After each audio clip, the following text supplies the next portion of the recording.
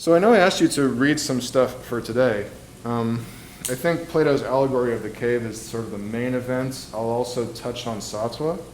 What I want to attempt to do over this lecture and probably the first half or so of next time is to go through, I think, three movements or three moments in the history of Western philosophy. And by the end, we'll wind up in a way back where we've been. I mean, we've been going through some modernist music, trying to get a sense of this transition from modernism to postmodernism and what that means. And so I'll end my narrative there. So it'll come full circle, but it'll digress a fair amount, and it'll go through a fair amount of stuff pretty quickly and concisely. But the main points, I think, are right here. Dualism characterizes the bulk of Western philosophy. You know, the text that we read, the allegory of the cave, it's an important one for a number of reasons. There was an American philosopher, actually I think he was British, excuse me, but definitely Western, English-speaking, Anglophone philosopher, Alfred North Whitehead, who made a kind of funny remark that the history of Western philosophy is all footnotes to Plato. All footnotes to Plato. As dramatic as that might seem, it's sort of true. I mean, so much of what we have in Western thought and the Western tradition is passed to us historically by a bunch of very wise, very smart people, thinkers, historians, also artists, can be understood in relation to what Plato wrote about in this short, is it a story? Allegory that we read. So dualism refers, simply put, to the division between body and mind. As we go, we'll see that, it's not just body and mind. This dualism, or this split, when something's dualist, it's two-sided. This split has been articulated actually many different ways through centuries. So it's not just body and mind, it's also the sensible, what we can sense, versus that which is intelligible. This is Plato's gesture, pointing up toward the realm of forms, toward that which we can't really see or sense, but can think toward. It also has to do with matter and spirit, even in the Judeo-Christian sense. And also has to do with this idea of copy versus original. And it's not so much that dualism itself is a problem. In fact, every human culture that I'm aware of has some form of dualism. I mean, the fact that we think human thought is always, in some sense, separate from the world around us. So we're always somewhat in dualism. The problem with Western dualism, as we go down this long slalom of Western philosophical thinkers, is it's a hierarchization, where one side of the hierarchy is more important than the other, privileged over the other. Jean-Paul Sartre is an exemplar, really the most famous exemplar, not the only one, but probably the most famous one in the 20th century, of the second bullet point here, which is existentialism. Now, existentialism is not really an answer to dualism, but it does try to resolve some of the problems with dualism, and I'll get to that. And then the last point, the last events in this narrative, probably by the end of today, maybe if I get there, certainly by next time, will be to discuss simulation and simulacra. Because one of the premises and one of the sort of leitmotifs of this text is that whatever simulation is, it seems to resolve this tension between original and copy. It seems, whether we agree with this or not, or even if you might feel out of touch or just away from our grasp intellectually, simulation tries to resolve this dualism or this split, original versus copy, matter versus spirit, and so on. Well, what does that mean? We'll get there. So folks, I wanted to start, I'm not sure if any of you have studied the history of this term, this very big term. It's a very lofty idea. The root in Greek means literally to love wisdom. Philo, love, Sophia, wisdom. Sounds good, right?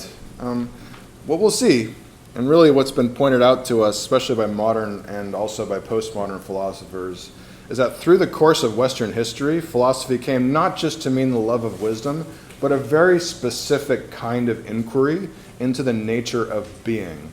We can see this in Plato, and we'll get there in a moment. So in general, philosophy means love of wisdom. That's a very broad. That can mean a lot of different things. There's a lot of different ways to love wisdom and to inquire, to desire after wisdom, to inquire into things. For the most part, philosophy, especially the past 200 years or so, has primarily meant ontology. Ontology means the logos of being. This word in Greek, logos, has importance to Mr. Fan in his text, and also has importance for us. Logos in Greek, I don't think I have a slide for this, I'll just tell you right off the bat. Logos isn't super easy to translate. It actually has a lot of different related meanings. Logos can mean word. In the Christian context, God creates the heaven and earth through an act of speech. So logos can mean the word of God in the Judeo-Christian sense. More generally, though, logos can mean knowledge. It can also mean reason, discourse. In the Greek context, discourse, reason, all of this, it happens through speech, through dialogue. Plato's allegory of the cave, it's written as a dialogue between Socrates, Plato's main guy, so to speak, and really the first modern philosopher in the West. Socrates didn't write anything down, he just spoke to people. He asked questions, he posed ideas. He wound up getting in a lot of trouble. He had to drink hemlock poison, famously. He had to poison himself to death. The exact political circumstances of this are a little bit beyond my grasp, to be honest with you. It's been a minute, but the rough idea is Socrates was a troublemaker, always inquiring after truth. And it annoyed people who didn't necessarily want the masses to access truth. Okay. How many of you have seen this piece? It's a fresco in the Vatican. It's the School of Athens by the great Renaissance-era painter Raphael. You've seen it? Have you seen it in person? Yes. Yeah. I think I did too, but it's in the midst of this huge museum and there's so much to see. It's really something. You've seen it too? Yeah. It's in the Vatican, right? Am I bluffing? I think it's in the Vatican Museum. Yeah. Quite the work. So this is a depiction by Raphael of a bunch of ancient philosophers. The main two pictured in the middle, they're the main two because they're pictured in the middle. They're making two contrasting but very symbolic gestures. On one hand, the old guy on your left, Plato, he's doing this, right? This is the Platonic gesture. Why? Well, we'll get to it. In the allegory of the cave, truth is beyond what we can sense. We can think our way there and discourse our way there, but Plato is very much about the realm of forms. The idea being something like, I can see this window, I can see the trees and the rain outside, but what I see isn't how things actually are. That somehow attached from appearances, there's a reality or a being with a capital B, which is accessible through the mind. And so there's a realm of forms or some metaphysical understanding of forms that goes behind or beyond what we can see and sense. I'm anticipating the allegory of the cave here. The contrasting figure, the younger guy on your right, is Aristotle, who's doing this. Aristotle had a more, let's just say, a more nuanced idea about this relationship between appearances and being. He believed that the substance, the reality of things, is actually integrated into what we can perceive. So it's not that the material and the ideal are so split, but there's the possibility that substance and form can be integrated or understood as being integrated. This is my rough rendering very quickly of Aristotle. It's more complex than all of this. This is deep water, and I'm not a classicist, to be honest with you. But what can we get from the allegory of the cave, folks? Let's do this. Can we take 5 minutes? Let's focus together. I invite you. You can open up your computers if you want to pull up the PDF. Spend 5 minutes with yourself or with a partner and just talk through this a bit. I presume many of us know what the word allegory means. An allegory is a fictional story meant to convey something. A fictional story meant to convey something relatable, something true in this case. So what is Plato's allegory, first of all? What's he describing in this story? And this is a story. It's fictional on purpose. And it's a dialogue, of course, between Socrates and Glaucon. I think that's Plato's brother. And then what does this allegory mean? If an allegory is a fiction that reveals something true, what's being revealed here? So, folks, 5 minutes, we'll come back together, and then we'll push forward. Okay? Folks, shall we?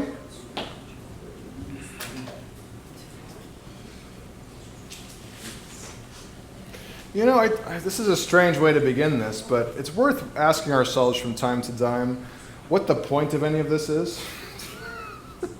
After all, I mean, your main job at a university, I mean, depending on your perspective, but for most people, it seems like the main task is to get some professional training and possibly even professional experience. Have a seat, my friend, please. And to set yourself up well for the world after university. So there's a fair amount of practical pressure on all of you. So that begs the question, you know, what is the purpose of the humanities, of thinking about this kind of stuff? And that's worth genuinely asking. And this reading might get us part of the way there. At the end of the day, it is a personal question after all. What's the purpose of philosophical thinking? What's the purpose of studying cultural history or the arts or all of this stuff that's not likely to result in you making very much money in the real world? What compels people, weird people like me, and like maybe some of you, to be so drawn to these subjects and the subject matter? Well, okay. This is a provocation, but we have maybe a real answer. Go ahead. I thought I feel like if everybody did a career that was like kind of like money oriented, I think the world would be very bland and boring. The world would be bland and boring and colorless if we were all just, you know. You have a startup, don't you? Yeah. So why are you here? I'm glad you raised your hand, by the way. It allows me to tease a little bit. So like we have I have two things. It's like one, what is the point of money itself? Like that's not a point, right? It's a tool. Like it's a store of value. So if you're creating value or something, there has to be like a point to obtain value. I don't know, there was this book I read, it was like a book that Heidegger wrote, I think along with this, it was like a Japanese professor of That's cool, yeah. I'm familiar with that text. I haven't read the whole thing. I've only read excerpts of it. Yeah. I'm arguing that like sometimes when we try to ask about meaning, in English specifically, we lack the faculties to like describe what meaning is. There's like language structure as such. The point of that with money is we work in order to kind of obtain value so we can obtain some sort of. So working to obtain value, because money does, you're right, money does represent value in a very immediate and very real way. So the point of working for it is to then afford oneself the possibility of meaning. So meaning can be through material items? I don't mean to put you on the spot. That's One more time. Ascribing meaning to something is what gives it meaning. Interesting. Yeah, it's worth thinking deeper about that. That sounds vaguely existentialist. I think in the Catholic understanding that you're referring to, it's like by practicing something, it becomes real. That it's an embodied practice that one devotes oneself to through the process of time and one's life. And that's where that meaning becomes personal and it becomes understandable on an individual level, because the scripture is very lofty and very mysterious. The church can be very grandiose, especially in the Catholic context. So interesting. Okay, well, you gave a very good basic answer, I think. Money can buy freedom to find meaning. That's not exactly what you said, but that's what I got from what you said, more or less. It's worth thinking about money a little bit more later today or next time. Cool. Okay, so meaning. We have arguments for meaning. A little more, my friend? Go ahead. So I wanted to also tie it back to the allegory of hate. Please do. I read it before, and it's pretty much the idea of like philosophers serving as like philosopher kings to kind of like guiding, kind of like I said, quote unquote blind people that are facing like the people who represent like the majority of people. So it's like going back to your question about the why the humanities are important.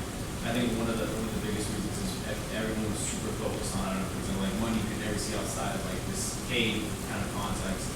There kind of be no expansion of thought. Interesting. And leads to kind of a higher form of meaning.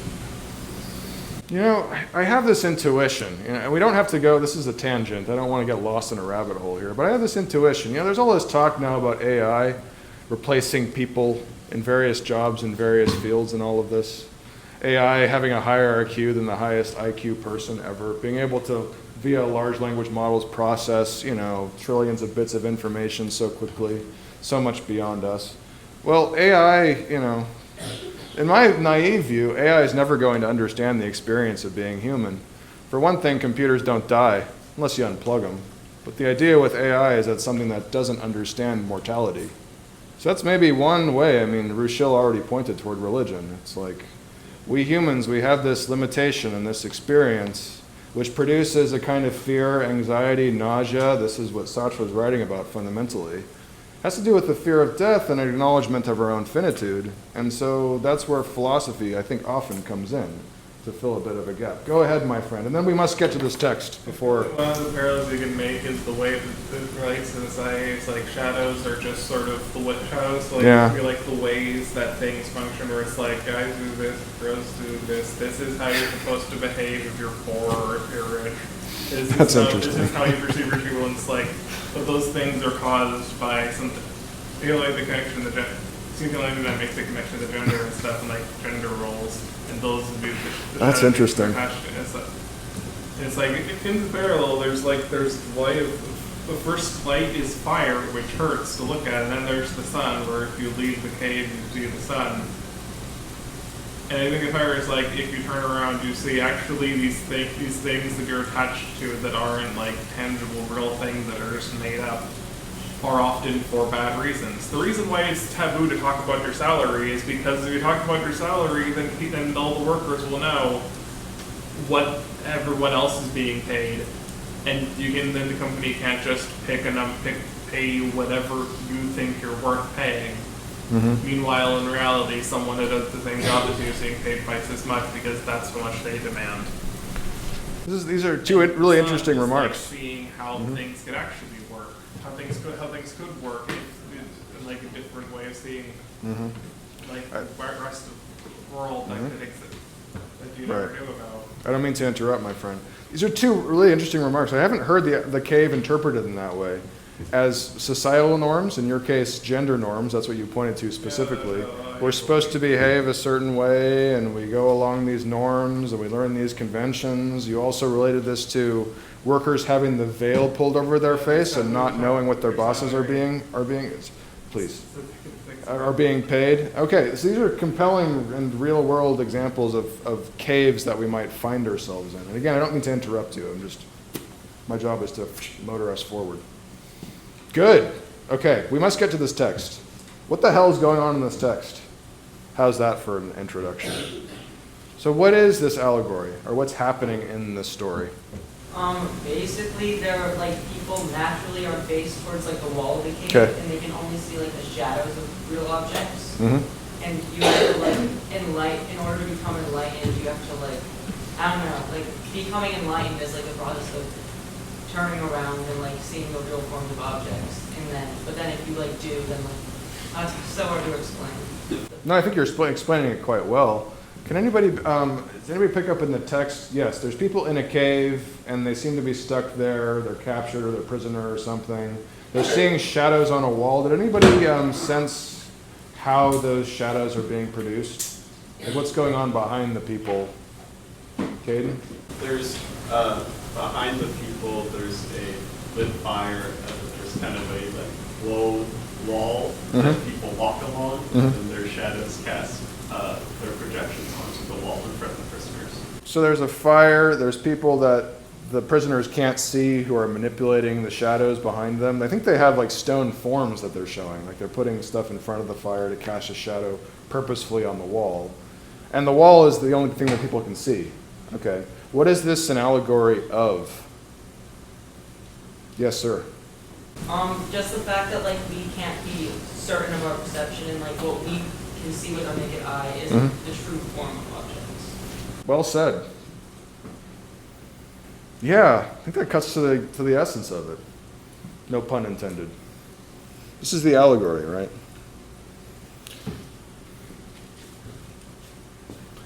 You're already ahead of me.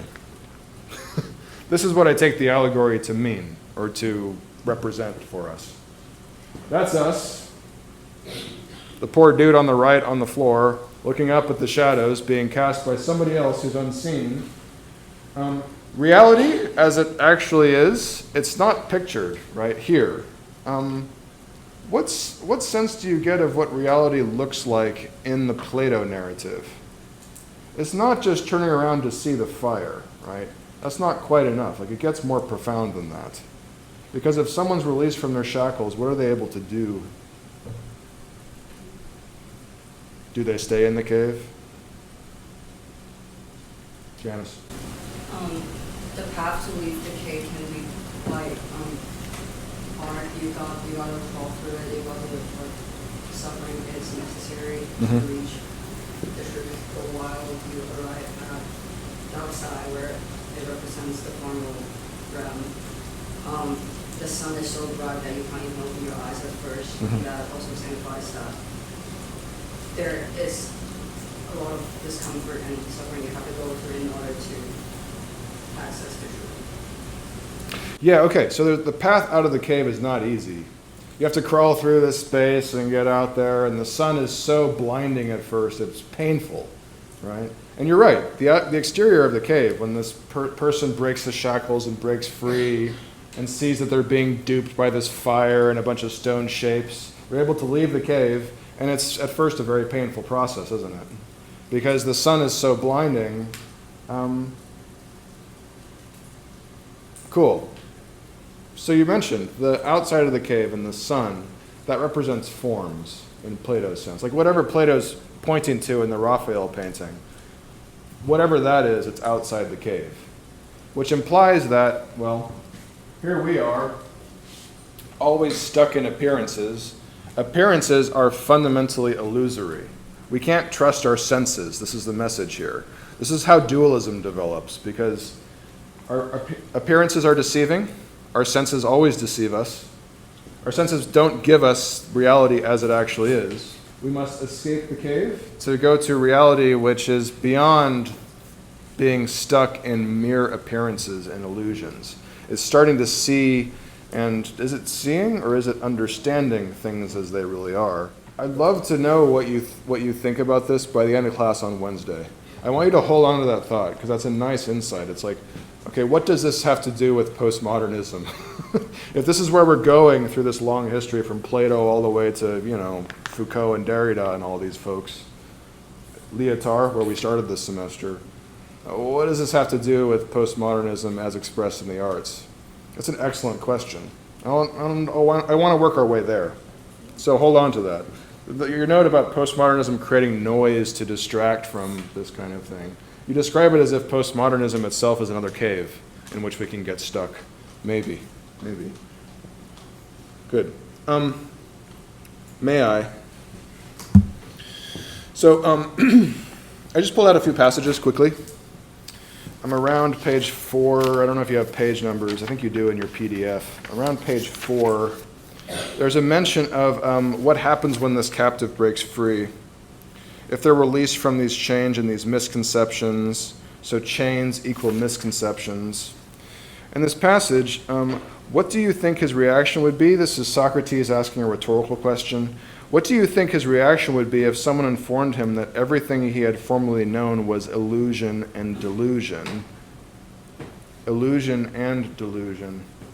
It's really remarkable that Plato used both of these words in transcribing this dialogue. Can we pause on this for 2 seconds? Do you have a sense, folks, of what the difference between an illusion and a delusion is? I'm sure we know these words. What's an illusion, first of all? Caden. Like a magic trick. Like a magic trick? Okay. So something that isn't real by nature. It's like a trick meant to fool us. Okay.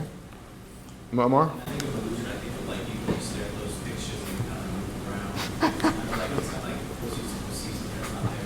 Yeah, it makes me think of like some images that are like have the shiny coating and they look 3D even though they're 2D and they kind of play tricks with your head. Yeah.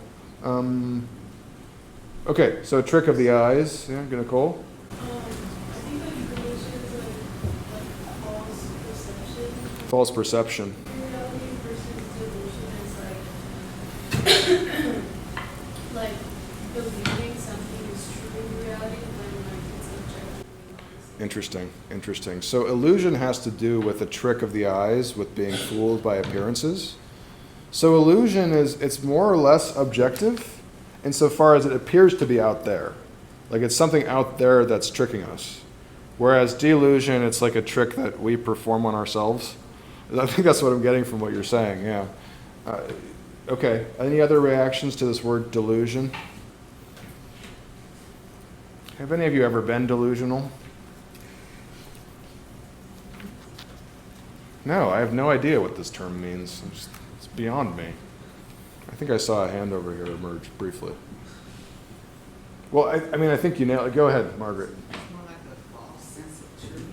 False sense of truth. That you hold on to, and then, don't let it go. And if there's something maybe that can show that it's the opposite of that, it's not true. It's like- Reason you're convicted. It's kind of the opposite. It's despite all appearances to the contrary, I'm going to hold on to this belief no matter what, no matter how it's disproven. Maybe belief is the wrong word, but idea or perception or deep emotional conviction, maybe. Illusions can be fleeting, whereas delusions can linger quite a bit longer because we hold on to them. Well said, well said. Yeah, I agree with you. Illusion is received from outside, delusion seems to come from within. Illusion has to do with appearances, as tricky and deceptive as they might be. Delusion is basically self-deception. So, two different caves maybe. Plato continues. A couple pages later, this is on page 6. Let me see, where is this? This is, so we go through a process in this reading, right? This person leaves. Let me see. I didn't finish that first quotation, did I, on page 4? What do you think his reaction would be if everything he formerly knew was shown to be illusion and delusion? Even further, if one would direct his attention to the artificial figures passing to and fro, would he rather believe that the shadows he formerly knew were more real than the objects now being shown to him? That is to say, if we actually get out of the cave and see the real sunlight, would we prefer the illusory reality and the deception inside? So this is where the allegory gets interesting, because it's like, do we really want to see the truth? Do we want to see the light outside? It's an uncomfortable process because the sun is so much brighter than the fire inside the cave. As if to say the truth is so much brighter and more penetrating than whatever illusion or delusion we are so attached to inside the cave. We keep going, so this guy begins to reason on page 6. Socrates, and now he, the guy who's escaped, will begin to reason. He will find that the sun is the source for the seasons and the years and governor of every visible thing, and is ultimately the origin of everything previously known. So this is specifically about the sun, the sunlight, which is at first painful. But then what do we discover? What does this person who's escaped discover? The next page. Let me see. Right, so the person first sees the sun as reflected in water, and is able to see the stars at night, and is finally able to gaze upon the sun itself. He begins to reason. The sun is source for the seasons, governor of every visible thing. Point being that the sun is a metaphor for the light of reason. It's not just the actual sun. This is where the allegory conveys a truth. The sun represents something in the context of the story. It illuminates truth and is the site of truth, or source of truth.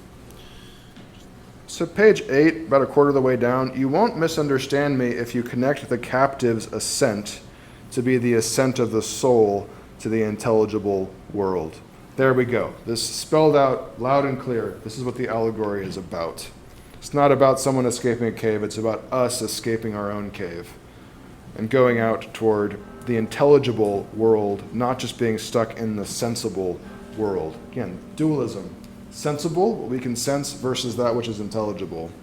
This is how I believe, and I shared it at your wish, though heaven knows whether it is at all true. Regardless, it appears to me that in the realm of what can be known, the idea of the good is discovered last of all. So now we have the idea of the good. What is the sun an allegory of in the story? It's the intelligible world. It's the idea of good. It's only perceived with great difficulty here. Plato continues, but when it is seen, the sun and the idea of good, it leads us directly to the finding that it is the universal cause of all that is right and beautiful. Good, right, beautiful. Continue. It is the source of visible light and the master of the same, of the master of visible light. And in the intelligible world, it is the master of truth and reason. So here we have it all laid out. What are the stakes here? And what's the point of this kind of inquiry? Well, it can't get more lofty and righteous than this in the Western context. The sun represents the idea of good, which is also tied to what is right and what is beautiful. It reveals what is right and beautiful. The physical sun is the master of light in the sensible world. In the intelligible world, it's the master of truth and reason.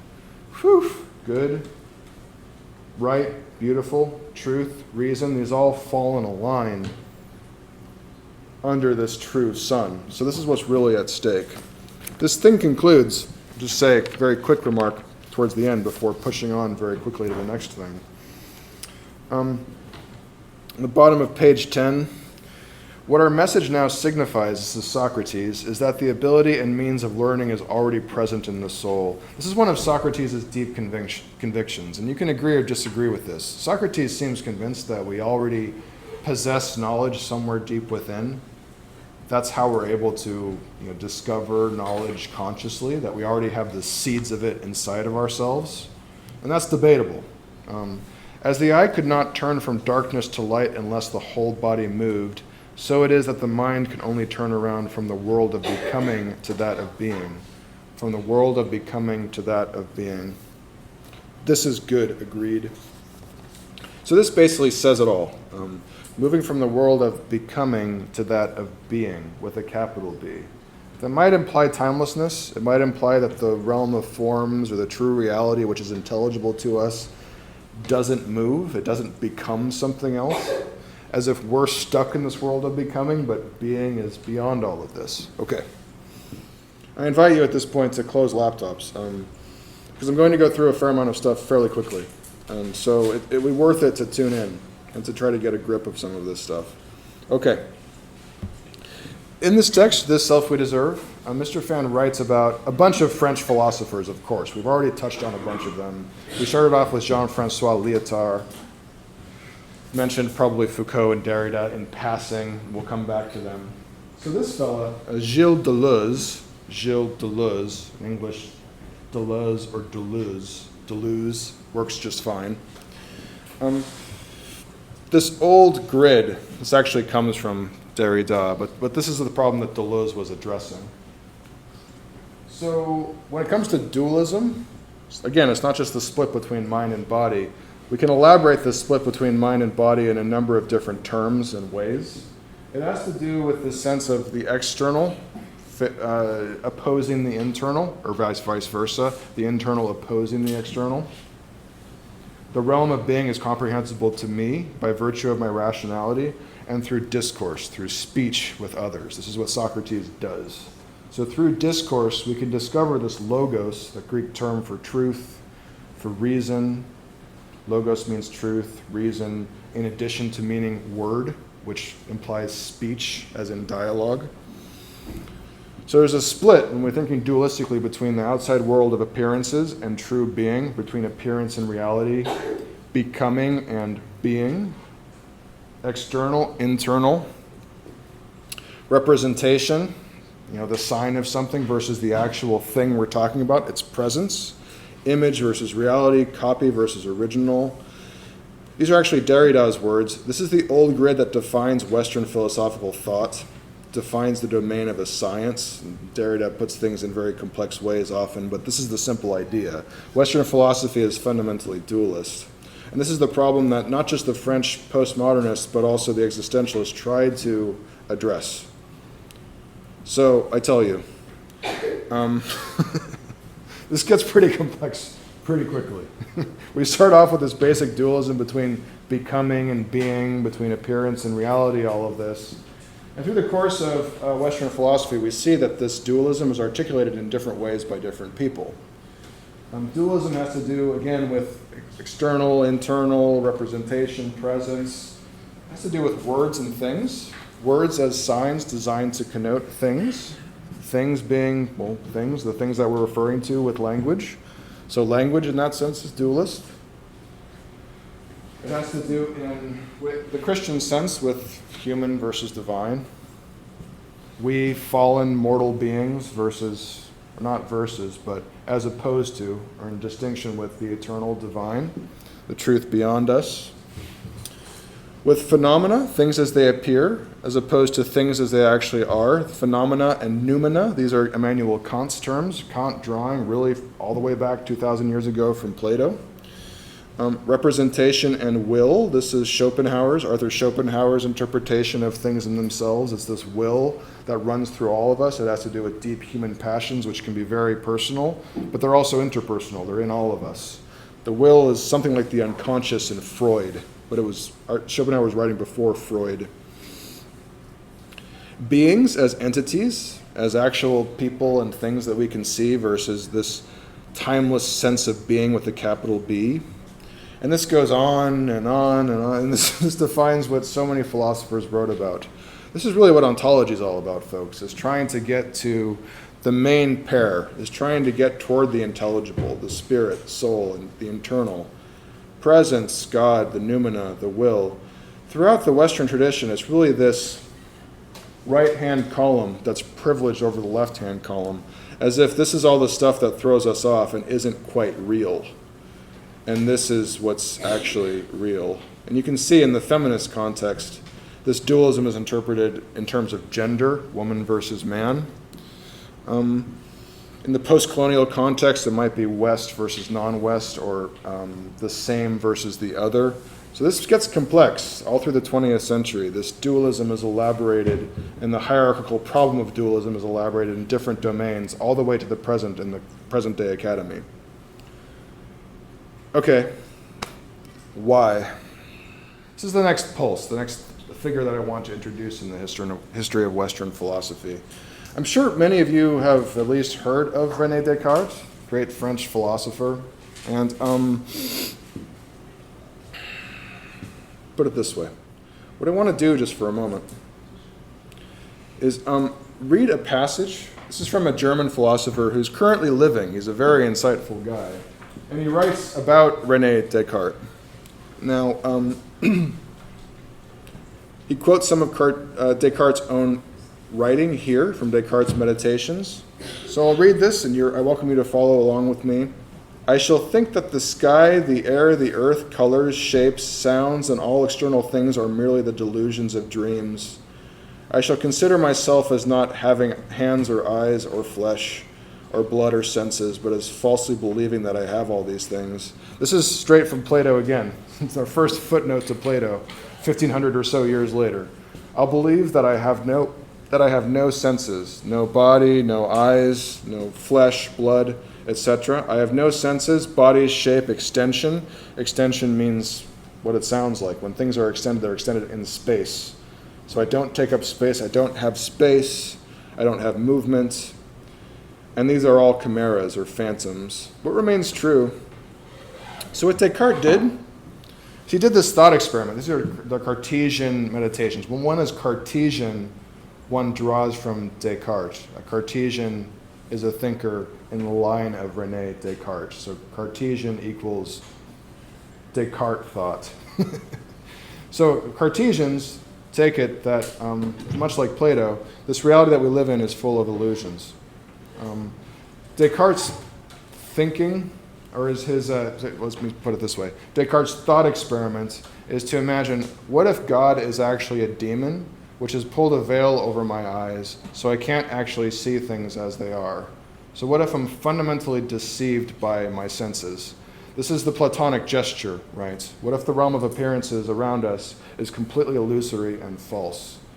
So Descartes wants to ask himself, if I can't trust that God exists and is the source of all that is good, if I can't trust that original light in the Christian sense, what am I left with? So Descartes develops this famous slogan, which I'm sure some of you at least are familiar with. Cogito ergo sum, I think, therefore I am. This is Descartes' answer. If we can't trust in God's existence, I'm going to keep going. If we can't trust in God's existence, and if everything around us appears to be an illusion, it's deceptive, what certainty are we left with? This is really, putting it very simply, this is kind of the modern question. Man turning his back on God, or the modern sense of the human subject turning one's back on the divine. Once we bracket out the divine or no longer trust God, how can we develop some kind of certainty? This is Descartes' significance. And so you can see this, in a way, it's continuous with Plato, but it's also an update to Plato, because Socrates believed that the good is in all of us. And it's also like part of the fabric of being. Being exists, it's out there, we can find it, and we can think and talk our way to it. Descartes starts off with much more cynical and in much more profound doubt about this. It's like maybe the good isn't actually out there. So if I bracket that out and I say, well, God's a demon that's deceiving me, then what the hell am I? And how can I determine that I even exist? This is Descartes' conclusion. I think, therefore I am. So ultimately, the certainty is to be found within.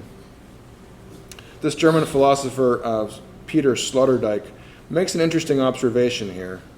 It's not super important for the present context for what I'm talking about, but it's interesting to think about, especially in relation to some of the stuff we'll get into in Mr. Fan's book about language.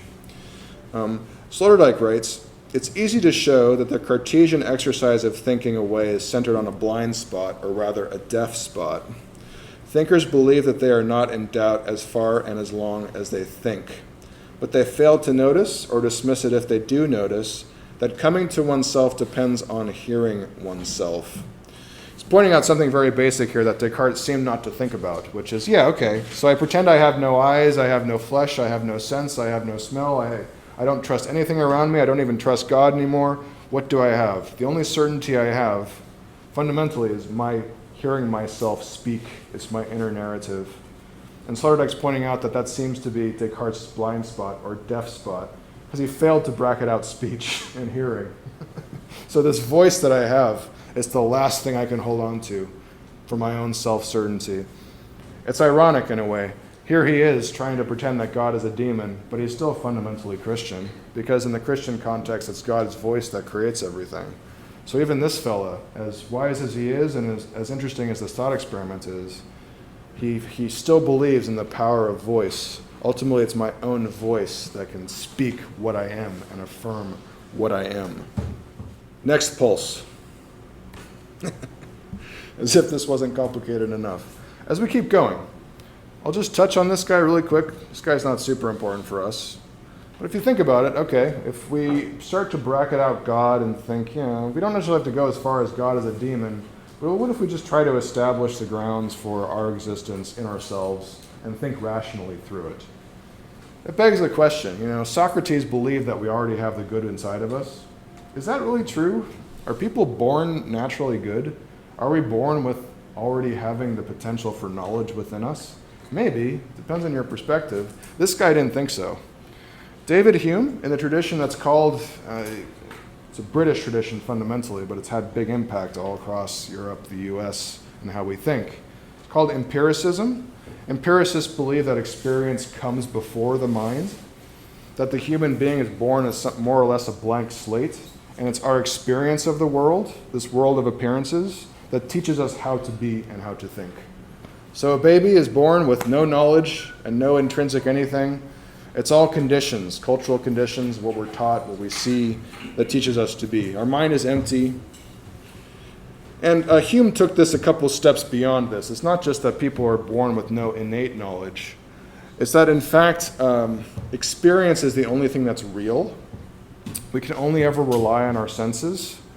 And so he came to a very dramatic conclusion from this. He said that actually, if you really think about that, if we're premising our knowledge on experience and on what we sense, and that's all we got, that means that we can't really be sure of anything that's going to happen. Even, we've seen the sun come up every day, but we can't be absolutely certain that it's going to come up tomorrow. We have no basis in fact to presume this, if we're just going from our own senses. Now, this sparked this next figure who is, for the purposes of modern philosophy, far more important and influential than David Hume was. This guy, Immanuel Kant, Mr. Fan makes a funny note about this. I find it funny. It's one of my favorite lines in the text. It's also very precisely done. It's a precisely done joke of a sort. In This Self We Deserve, on the bottom of page 50, Mr. Fan does this thing I'm trying to do right now, which is to go back and sort of excavate. To see G.W.F. Hegel's whole picture, we have to look at his forefather, Immanuel Kant. To talk about Kant, we have to know the thinking of David Hume. Hume thinks that religious belief is irrational and that science has no solid basis in reason either. Since, and this is quoting Jacques Barzoon, cause and effect are nothing more than the habitual succession of events in time, there is no detectable link between them, between cause and effect, and between, we can't be certain the sun is going to come up tomorrow just because it's happened over and over again. To be doubly boxed in by these conclusions agitated Immanuel Kant in Germany and, in Kant's own words, awakened him from his dogmatic slumber. Mr. Fan writes, Kant was pissed. In the 1780s, he began to reconstruct philosophy and religion for the West. So this is really the root of German idealism. In a way, it carries on from Descartes trying to find certainty in oneself. Kant believed, and in this way he sounds a lot more like Plato than David Hume did, he believed that the seeds of knowledge are born inside of us. So it's kind of like Descartes' argument that the certainty for my existence lies inside me. Kant pushed one step further in asking his question, what can I know? He acknowledges that we can never know things in themselves, just like Plato. Appearances are illusory. They can't be trusted. They constantly deceive us. But Kant believed that we already have the seeds of knowledge inside of ourselves. This was Kant's argument, that the human being is born. It's like we're born with a certain hardware to where, for example, we can grow into language, we can learn language, we have that innate capacity to do that as human beings.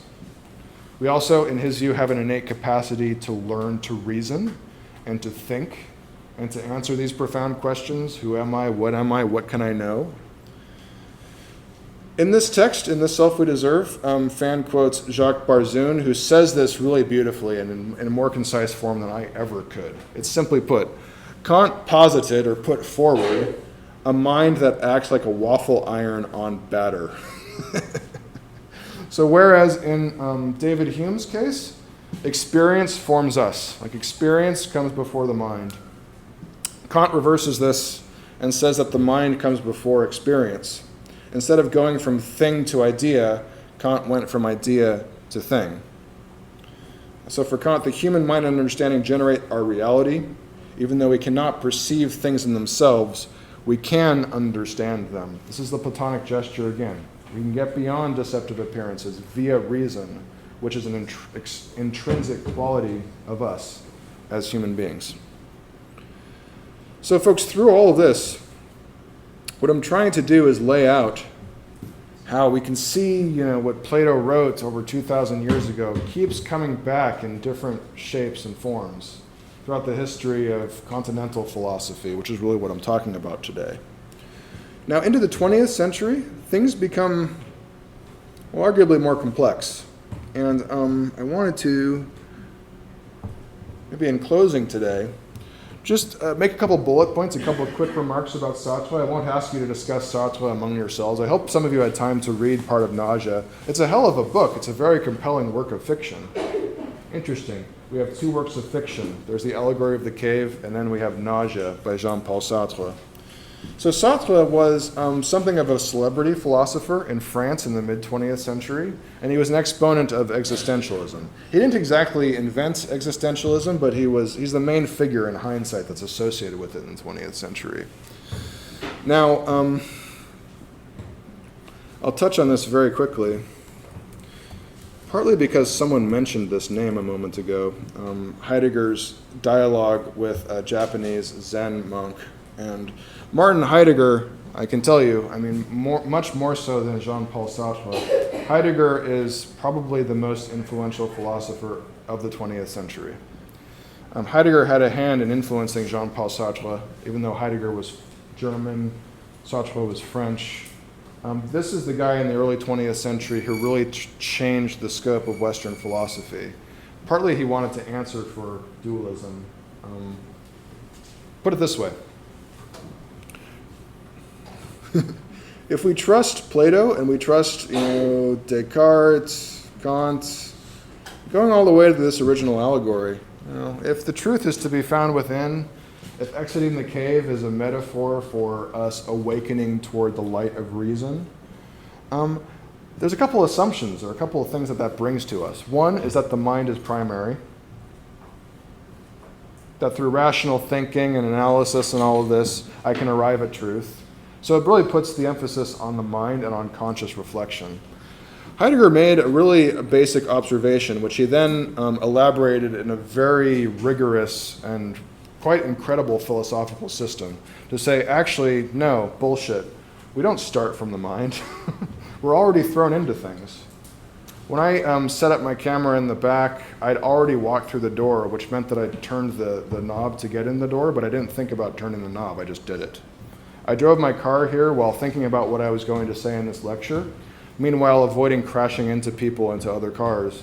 And that happened not because I was rationally reflecting on all the situation, but because I'm habituated. And I'm a pretty good driver, good enough apparently, and I can just do that. You relate to this. I mean, there's so many things that we habitually do, and so many situations and moods that we find ourselves in habitually that don't result from this. Yeah, we can think about them and reflect on them, but they don't come from this detached kind of reflection that Plato's writing about, that Descartes' writing about, that Kant is emphasizing and articulating in all these long, boring philosophical books. Heidegger is saying, no, BS. We're already thrown into existence. We're already here. He uses some examples, like the craftsman with a hammer. When you're hammering with a hammer, you're not thinking about the hammer. You're not reflecting on the nature of the hammer. Unless the hammer breaks, unless you're unable to use the tool, it messes up and you're like, oh crap. Then you become conscious and you start thinking about it. But a hammer hammers because a hammerer uses the hammer to hammer. So Heidegger, what he tried to do is say, first of all, that this whole Cartesian tradition of detached rational reflection, it starts one step too late because we're already thrown into things. We already have moods. This is where the protagonist of Nausea comes in, because this guy experiences moods that don't result from rational reflection, that he doesn't have rational control over. So existentialism, put really simply, in Sartre's own words, he calls his version of existentialism atheistic. Again, this idea of bracketing out God or walking away from religion, the divine, this old order of the world, declaring with greater consistency that if God does not exist, there is at least one being whose existence comes before its essence. Existence comes before its essence, a being which exists before it can be defined by any conception. That being is the human being, man, or as Heidegger has it, the human reality. What do we mean by saying that existence precedes essence? We mean that man first of all exists, encounters himself, surges up in the world, and defines himself afterwards. I wanted to quote Sartre's own words because this says it all. I mean, it says it better than I could say it to you in summary. There is no human nature because there is no God to have a conception of it. Man simply is. Not that he is simply what he conceives himself to be. This isn't about rational thinking and conceiving and all this stuff before action. But he is what he wills, and as he conceives himself after already existing. Man is nothing else but that which he makes of himself.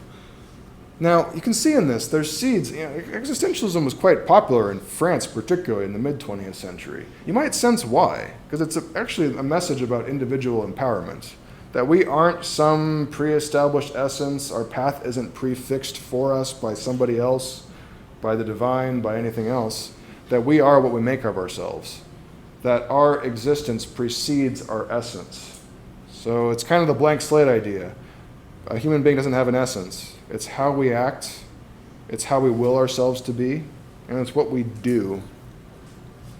In nausea, I'll just say in closing, so I have 5 minutes left with you. I'm going to take you hostage right up to the end, but politely. I'll just say in passing, if time were infinite, we could discuss this text a bit more. Long story short, if you had time to spend with this text, you may have encountered this character, Roquentin, the main character of Sartre's novel. He has these moments of introspection where it's like something's already happening to him. He says this almost exactly towards the beginning, page 10. Something has happened to me. I can't doubt it anymore. It came as an illness does, not like an ordinary certainty, not like anything evident. It came cunningly, little by little, and so on. Page 17, he elaborates, I can't explain what I see to anyone. There I am quietly slipping into the water's depths towards fear. I am alone in the midst of these happy, reasonable voices. All these creatures spend their time explaining, realizing happily that they agree with each other, and so on. Does anybody recall any of the settings that this character finds himself in this story? Like, where is this guy Roquentin? Lemon? It talks about him in a cafe. He's in a cafe, yeah. Anywhere else? Did you catch on to any other settings? I can speak. Margaret? Well, it wasn't a brothel, but it seemed like. It was like a brothel, yeah. It's like a cafe, but there were women there, prostitutes, and so he's doing seedy things and interacting with some questionable people. So he's in this sort of underground world, nighttime cafes. This is not based in Paris. This is based, I think, in a fictional town outside of Paris, sort of on the outskirts. So you encounter him like at the bar and sometimes writing about the cup and the beer and who he's talking to. He doesn't like this person. These people are annoying. They're all agreeing with each other. So you get the sense from, if you travel through the narrative, this guy feels estranged from this world around him. And then Sartre has this nice way of articulating really the philosophical point through this character. Page 29, things are bad, things are very bad. I have it, the filth, the nausea. At this time it is new, it caught me in a cafe. Cafes were my only refuge. They were full of people and well lighted, etc. Someone asked him, what will you have, Monsieur Antoine? Then the nausea seized me, I dropped to a seat, I no longer knew where I was, and so on. The point being, folks, if I can make this as simple as I can, nausea roughly means anxiety. That's my best translation, I think. I mean, if the novel were called Anxiety, maybe anxiety is not as compelling as nausea, because nausea connotes something that's very physical and visceral and immediate. So you get the sense like he's experiencing some kind of dread, and it's not just anxiety. There's this physical thing going on.